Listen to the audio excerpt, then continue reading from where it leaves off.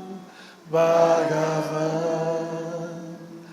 Hey Bhagavan, Hey Bhagavan, Hey Bhagavan, Hey Bhagavan, Hey Bhagavan, Hey Bhagavan, Hey Bhagavan, Hey Bhagavan, Hey Bhagavan, Hey Bhagavan, Hey Bhagavan, Hey Bhagavan, Hey Bhagavan, Hey Bhagavan, Hey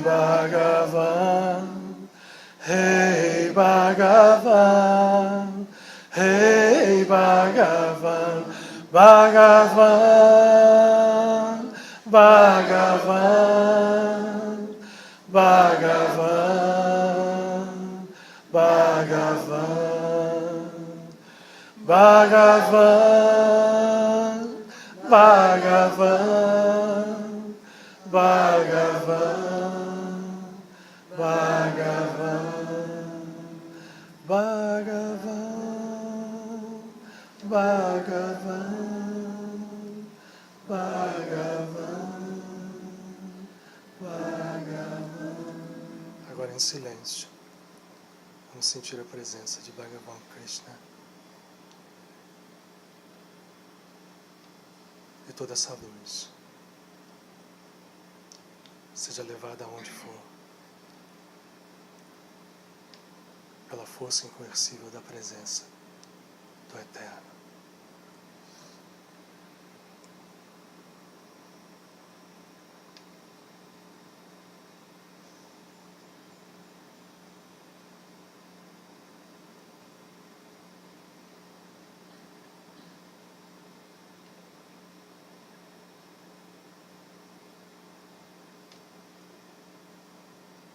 Nós possamos sentir a força do amor que está acima do bem e do mal, que unifica, que cura, que liberta.